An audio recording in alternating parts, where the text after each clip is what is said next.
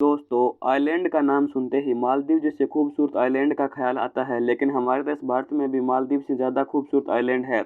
आज हम आपको ऐसे ही एक आइलैंड के बारे में बताएंगे। यह आइलैंड होने के साथ साथ भारत का एक केंद्र शासित प्रदेश भी है। भारतीय 20 रुपये के नोट के पीछे जो जंगल है वो इसी आइलैंड का हिस्सा है।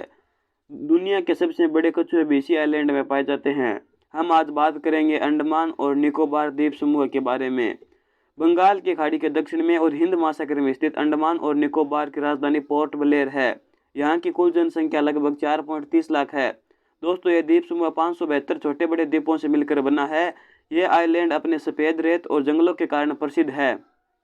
तो हम सब जानते हैं कि इन द्वीप समूह की राजधानी पोर्ट ब्लेयर है, लेकिन हम ये नहीं जानते हैं कि भारतीय तिरंगा सबसे पहले यहीं पोर्ट ब्लेयर में फहराया गया था। दोस्तों, इस द्वीप समूह में लगभग 572 आइलैंड है। उनमें से केवल 36 द्वीप समूह पर ही घूमा जा सकता है और बाकी आइलैंड घूमने और रहने के लायक नहीं है। दोस्तों, इस द्वीप समूह पर एक जनजाति पिछले 55,000 सालों से रह रही है। इसे आम जनता से मिलने पर पाबंदी लगा दी गई है, क्योंकि भारतीय सरकार नहीं चाहती है कि इनकी संस्कृति पर आधुनिक संस्कृति का कोई असर पड़े। काले पानी की सजा का नाम तो आपने सुना ही होगा। काले पानी की सजा यहीं सेल्यूलर जेल में दी जाती थी, जो कि पोर्ट ब्लेयर में बनी हुई है। इस जेल में अंग्रेजों द्वारा भारतीय स्वतंत्रता सेनानियों को कैद रखने के लिए बनाया गया था। दोस्तों, न जाने कितने भारतीयों को यहाँ फांसी की सजा दी गई, इसलिए इस जेल को भारतीय इतिहास का काला अध्याय माना जाता है। अंडमान निकोबार में फिशिंग पर प्रतिबंध है। यह धरती की उन चुनिंदा जगहों में से है जहाँ मछलियों को उम्र पूरी कर मरने का अवसर मिलता है। भारतीय मुद्रा के 20 रुपये के नोट के पीछे फोटो है वो इसी द्वीप समूह के नॉर्थ बे नामक आइलैंड की है। दोस्तों, यहीं पर भारत का अंतिम किनारा इंदिरा पॉइंट भी स्थित है, जो पूर्व भारतीय प्रधानमंत्री इंदिरा गांधी के नाम पर रखा गया था।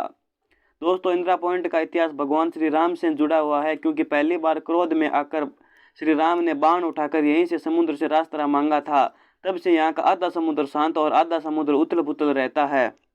पॉइंट पर बना हुआ लाइट हाउस मलेशिया और मलक्का जाते हुए जहाजों को रोशनी देने का काम करता है। और निकोबार में भारतीय सेनाओं की ऐसी कमान है जो तीनों सेनाओं को एक साथ मिलाकर बनाई गई है। इसका उद्देश्य तीनों सेनाओं के मनमुटाव को कम करना है। दोस्तों, अगर भारत के एक मात्र सक्रिय ज्वालामुखी की बात करें तो वो पोर्ट ब्लेयर से 135 किलोमीटर दूर स्थित है। दोस्तों, 3 किलोमीटर में फैले इस ज्वालामुखी के आसपास न तो कोई हरियाली है और न ही कोई जीव जंतु रहते हैं। इस द्वीप समूह पर सबसे ज़्यादा त्यौहार मनाए जाते हैं, क्योंकि यहाँ लगभग सभी राज्यों और सभी धर्मों के लोग रहते हैं, इसलिए इसे छोटा भारत भी कहा जाता है। अंडमान और निकोबार द्वीप समूह घूमने जाने के लिए सर्वोत्तम है दिसंबर का महीना।